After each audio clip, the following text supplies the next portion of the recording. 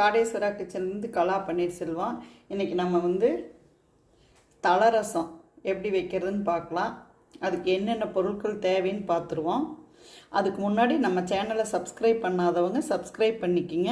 கூடவே பக்கத்தில் இருக்கிற பெல் ஐக்கானையும் கிளிக் பண்ணி வச்சுக்கோங்க. அப்போ தான் நான் போடுற வீடியோ உங்களுக்கு உடனுக்குடனே வரும்.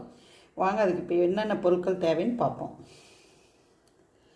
கொத்தமல்லி 1 ஸ்பூன், ஜீரகம் 1 ஸ்பூன், மிளகு, கொள்ளு, வரமிளகாய், புளி, பூண்டு. தலை பாருங்கள், என்னென்ன தலை போடுறதுன்னு நான் பொறிச்சு வச்சுருக்கிறேன். எல்லா தலையும் தனித்தனியாக. நீங்கள் உங்களுக்கு என்ன தலைகள் அவைலபிளோ அதை மட்டும் போட்டுக்கோங்க. அது கிடைக்கல இது கிடைக்கலன்னா நீங்கள் வந்து யோசிக்க வேண்டாங்க. என்ன தலை உங்களுக்கு கிடைக்குதோ அதுகளை மட்டும் போட்டு நீங்கள் இந்த ரசம் வச்சுக்கலாம். இது வந்து உங்களுக்கு கோவத்தலை, கோவக்கொடியில் இருக்கும் இல்லைங்களா, கோவத்தலை. எல்லாமே 2 போட்டிங்கன்னா போதும். ரொம்ப போட்டிங்கன்னா அப்புறம் நிறைய தலை சேர்ந்துக்கும். இது வந்து உங்களுக்கு முடக்குத்தாந்தலை. இது நாயுருவி வந்து சளியை வந்து ரொம்ப உடச்சி கொடுக்கும். இது வந்து கருந்துளசி, இல்லைன்னா நீங்கள் வெள்ளை துளசி இருந்தாலும் அது கூட போட்டுக்குங்க. எது கிடைக்குதோ அது போட்டுக்குங்க. இது வந்து இந்த தண்ணிக்காத்தாம்பூடு, நாம் தோசை கூட இதில் செஞ்சுருக்குறோம். கண்ணீர் பூடுன்னு சொல்லுவாங்க, கானாவாழைன்னு சொல்லுவாங்க, தண்ணிக்காத்தாம்பூடுன்னு சொல்லுவாங்க. அதில் ஒரு 2 இலை. இது வந்து உரம்பப்பூடு. இது வந்து தூதுவளை இலை, கீழாநெல்லி. இது வந்து அம்மாம் பச்சரிசின்னு சொல்லுவாங்க. இதில் 2. இது வந்து குப்பைமேனி. இது வந்து மிளகு தக்காளி கீரை. இது முசுமுசுக்கை இலைன்னு சொல்லுவோம்ல, இது மெயினாக இது வந்து ரொம்ப நல்லது, ரசத்துக்கு போடுவாங்க. இது தும்பப்பூவோடு இங்கே வருங்க இருக்கு இல்லையா, இதில் ஒரு 2. வெத்தலை 1 சின்ன கொழுந்து. எல்லாமே கொஞ்சம் கொழுந்தாக பொரிச்சுக்குங்க. அவ்வளோதான். இது பாருங்கள், இந்த கற்பூரவள்ளி அதில் 1. கற்பூரவள்ளி ரொம்ப போட்டிங்கன்னா ரசம் வந்து கற்பூரவள்ளி வாசடிக்கும். அதனால் பார்த்து போட்டுக்குங்க. இப்போ இதையெல்லாம் அலசி நான் காய வச்சு வச்சுருக்கிறேன். இதை இப்போ எப்படி செய்கிறதுன்னு பார்க்கலாம். இப்போ வடை வச்சு எண்ணெய் ஊற்றிட்டேன். எண்ணெய் காஞ்சிருச்சு. அடுப்பை வந்து மீடியம் ஃப்ளேம்லேயே வச்சுக்கோங்க. இப்போ இதில் வந்து கொத்தமல்லி, சீரகம், மிளகு, வரமிளகாய், முசுக்க 2 இலை போடுறேன். இங்கே தும்பை ஒரு 2 இலை, வெத்தலை, கோவை இலை, இந்த உரம்புப்பூடு, இந்த கானா இலை, தண்ணிக்காத்தாம்பூடு இருக்கு இல்லைங்களா, அதில் ஒரு 2. இது நீங்கள் சங்கம் கொழுந்து என்ன இலை கிடைக்குதோ நீங்கள் அதை போடுங்க. துளசியில் வந்து ஒரு 2. நாயுருவி, மிளகு தக்காளி கீரை, குப்பைமேனி, அம்மாம் பச்சரிசி, தூதுவளை இலை, கீழாநெல்லி, 2 கருவேப்பிலை. இப்போ நல்லா வறுத்துடுச்சு பாருங்க. நான் அடுப்பை ஆஃப் பண்ணிட்டேன். இந்த வடசட்டி சூட்லேயே ஒரு 2 பெரட்டி எடுத்துக்குவோம்.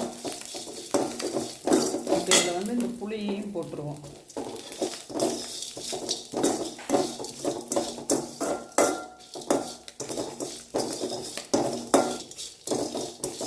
ரொம்ப தலை சேர்த்துனா உங்களுக்கு குழம்பு மாதிரி ஆயிரும். அதனால் பார்த்து எல்லாமே 2 சேர்த்துக்குங்க.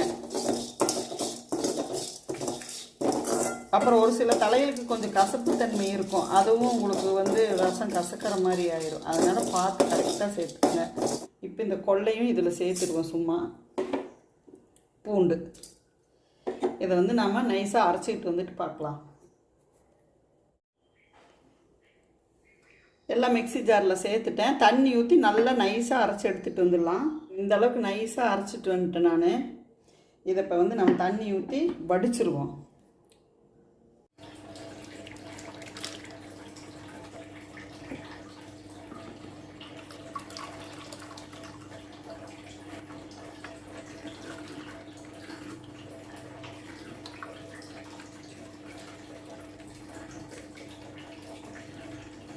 பார்த்தீங்களா, இந்த மாதிரி குழம்பாட்டாயிரும் நம்ம கொள்ளெல்லாம் போடுறதுனால. அதனால தான் நம்ம வடிச்சுக்கலான்னு சொல்லிட்டு வடிக்கிறோம். அப்படியே வேணாலும் நீங்கள் தாளிச்சு விட்டுக்கலாம்.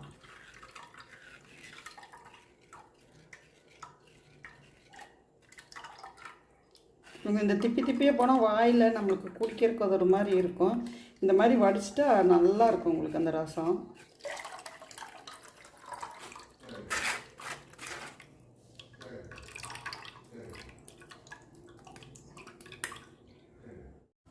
அதே வடை சட்டியில் எண்ணெய் ஊற்றி வச்சிட்டேன். எண்ணெய் காயட்டும்.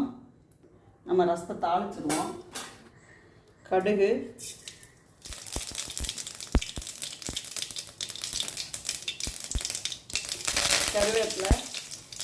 கருவேப்பிலை பொரிஞ்சு வச்சு இப்போ நம்ம இந்த வடித்து வச்சுருக்கிறோம் இல்லையா ரசத்தை ஊற்றிடுவோம். உப்பு போட்டுருவோம்.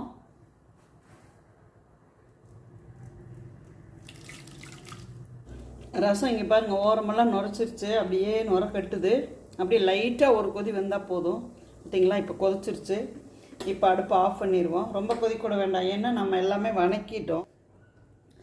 நம்ம சுவையான தலை ரசம் ரெடி ஆயிடுச்சு. இந்த மழை காலத்துக்கு நீங்களும் இதே மாதிரி கிடச்சிதுன்னா கிடைக்கிற தலைகளை வச்சு, இப்போ இதுலேயே நான் நிறையா தலை போடலை, மிஸ் பண்ணிட்டேன். இல்லை, இதில் இன்னும் சங்கங்கொழுந்து, துத்தி இலை, வாதனாராய இலை எல்லாமே வைக்கலாம். நீங்களும் இதே மாதிரி கிடைக்கிற தலைகளை வச்சு இந்த மாதிரி தலை ரசம் வச்சு பார்த்துட்டு எப்படி இருக்குதுன்னு கமெண்ட்ஸில் சொல்லுங்கள். பாருங்க, இந்த அளவுக்கு இருந்தால் ரசம் சூப்பராக இருக்கும். இப்படி ஒரு மாதிரி கடுப்படிக்கிற மாதிரி இருந்தால் லைட்டாக நாட்டு சர்க்கரை கூட ஒரு 1/2 ஸ்பூன் போட்டுக்குங்க. கொள்ளு கம்பல்சரி இருந்ததுன்னா கொள்ளு கொஞ்சம் கொஞ்சம் வச்சுக்குங்க. இந்த டிஷ் உங்களுக்கு பிடிச்சிருந்ததுன்னா லைக் பண்ணுங்கள், ஷேர் பண்ணுங்கள். காடேஸ்வரா கிச்சனுக்கு ஒரு சப்ஸ்கிரைப் பண்ணுங்கள். நன்றி.